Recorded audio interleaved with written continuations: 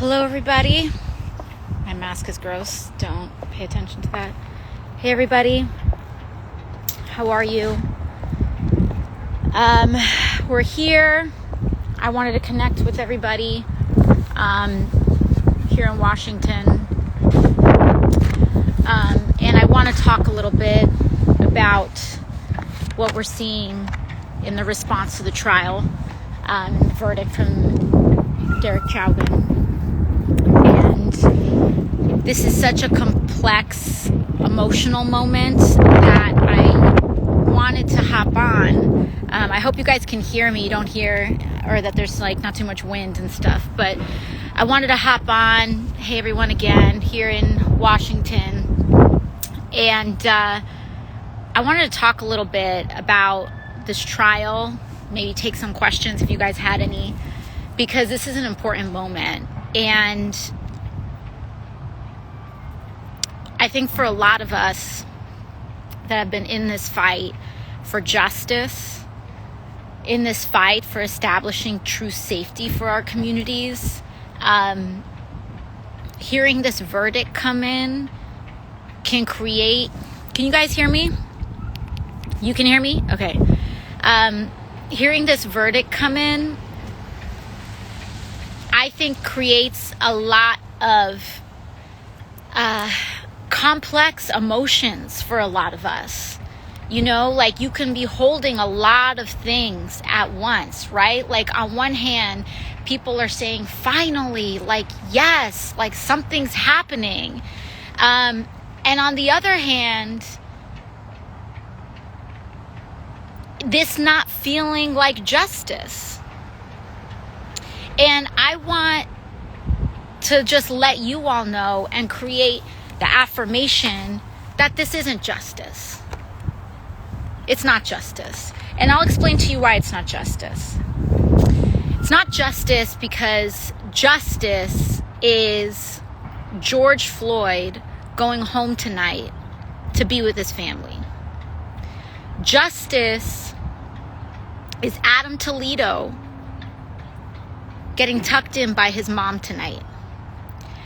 Justice is when you're pulled over, there not being a gun that's part of that interaction because you have a headlight out. Justice is your school system not having or being part of a school to prison pipeline. Justice is a municipality and a government that does not, because it trickles down, right?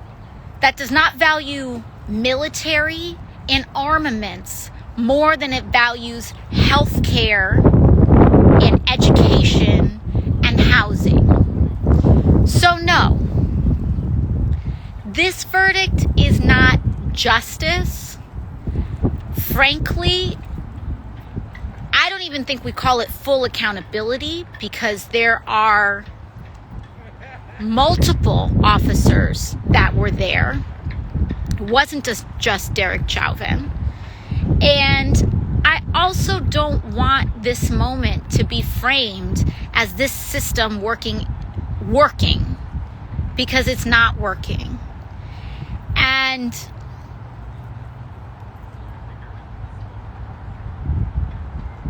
that's what creates a lot of complexity in this moment. Because the fact that we were all glued to our television sets because we saw a murder in front of all of our eyes, and yet we didn't know if there would be a guilty verdict, it tells you everything. And that's why I think it's really important that this verdict is not used as a replacement for policy change. Derek Chauvin is one of the first officers, I believe he's the 8th officer found guilty for murder since 2005. More than 15 years. That's not justice. And so we have a lot of work to do, because verdicts are not a replacement for policy change. Verdicts are not a substitute. You know, a jury doing its job in its system is not a replacement for us doing our job in that system. And there are way too many people, including my colleagues, that think that's the case. George Floyd Justice and Policing Act. Is it important? Yes. Does it solve the issue ultimately? No. This is not about cameras and retraining and chokeholds. This is about changing how we structure our society and the valuing of Black life. So yeah, there's legislation in here that's not bad. That's important. That should be passed. But even a lot of that doesn't hit the core, because politically, it has been something that politicians have not been allowed to talk about for a long time. And I'm okay saying that. This is not about a party. I mean, obviously Republicans got issues, but Democrats have a lot to contend with too. Not good enough. And there's some things we really got to talk about. We really got to talk about how democratically controlled cities still pump and pump and pump police budgets. We got to talk about that. We got to talk about, even when those democratic cities pump up those police budgets, do the rape kit logs go down? No. We got what's happening in New York City, where it goes to buying robo-dogs. So money's not the problem here. And I also want to say this, this problem doesn't just start with democratically elected municipalities. It starts here. It starts with the United States Congress, Democrats included, funding a military budget that's out of control, that militarizes our governance structure and invests in military more than it invests in so many other critical services that we need as a country. So we're cool raising this military budget year after year after year, putting and producing more tanks, more guns, more weaponry, more surveillance, and then that trickles down to our police departments. There are literal transfers of military-style equipment from people, from the corporations that we prop up, that go to our police departments. So it starts here. It starts right here. And this is not just about Republicans. It starts with Democratic leadership as well. And I don't feel resolved today. I don't feel resolved that we didn't even feel safe thinking that this was going to happen.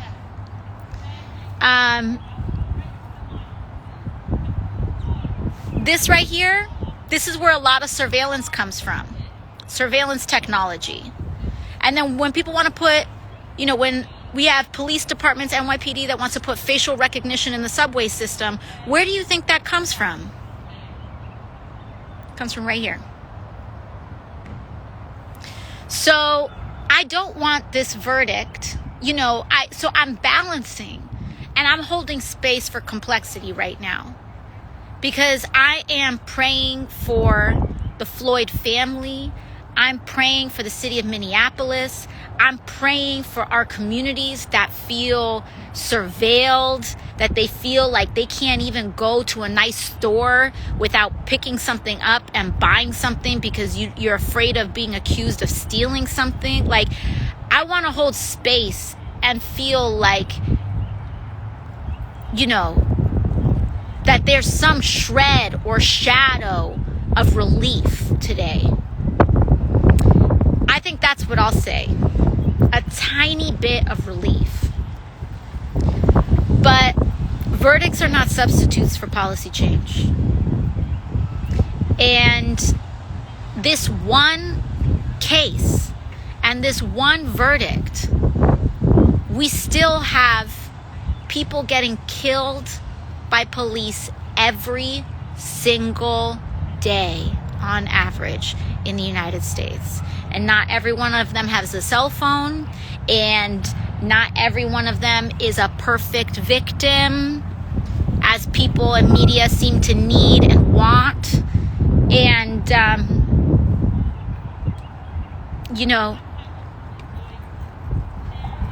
it's just a shadow, a shred of the fact that millions of people had to march for George Floyd to be treated as equal and human in an unjust system. That's not justice. And so we need policy change. We need systemic change. I hope that if you're feeling relief today, I just want to affirm that if you are a community that has been impacted and roiled, if you're a person whose family has been torn up by this, I just want you to know that I'm holding space for you today, and that, we just need to feel what we're going to feel today. But this is not resolution. It's just a moment, but this isn't resolution. And this doesn't end until we address the massive systemic institutional racism in the United States that leads and accepts Black people, our Black brothers and sisters, our brown brothers and sisters, our Native brothers and sisters as less than human. That's literally what it is that we're willing to accept violence against some communities as a necessary cost for safety. And when we talk about these conversations of safety from what? From whom? Because what makes me feel safe is being housed.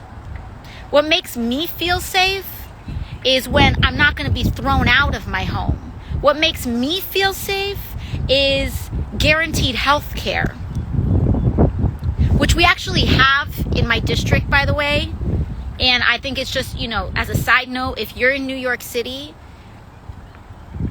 city has implemented over the last 1 to 2 years guaranteed health care in our H&H hospitals. So if you're in my backyard, uninsured, undocumented, whatever you need, you can roll up to Jacoby Hospital and Elmhurst Hospital and get the care that you need. But that's a sidebar, because that's not what everyone gets. And we had to fight for that. And I'm tired of it. I'm tired of the bated breath. I'm tired of murder. I'm tired of people leaving their kids and their kids walking away and them being scared if they're going to see their kid when they come back. The fact that that's even a thought.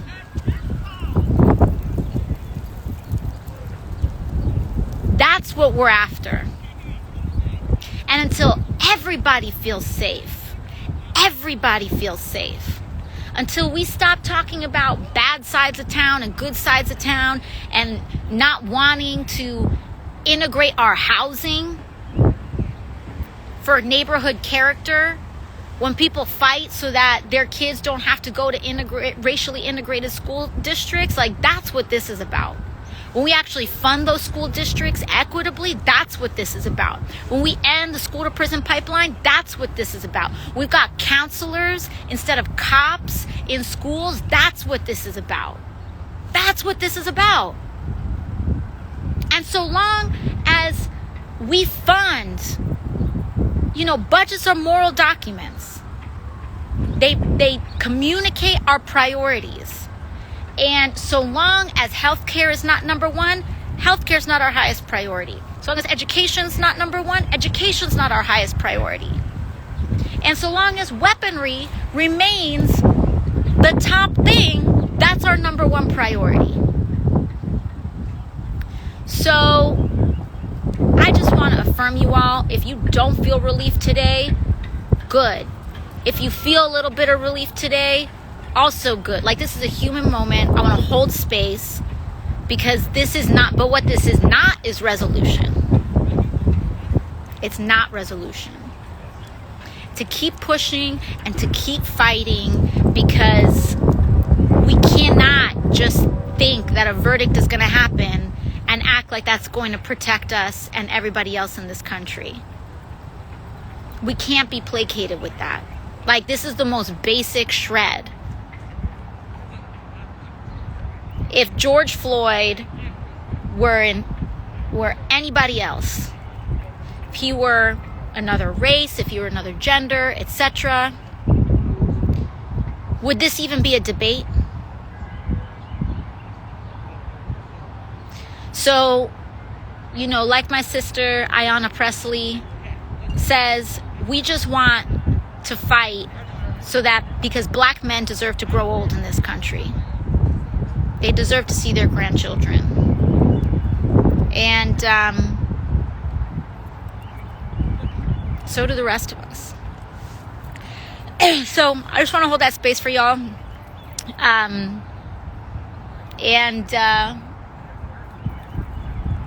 It's time to keep going. We have to keep going. We have to keep going. So, thank you all. And I hope you take some time, hug your family, talk this through with your friends and your loved ones, and, you know, in solidarity. We'll be out there. Bye-bye.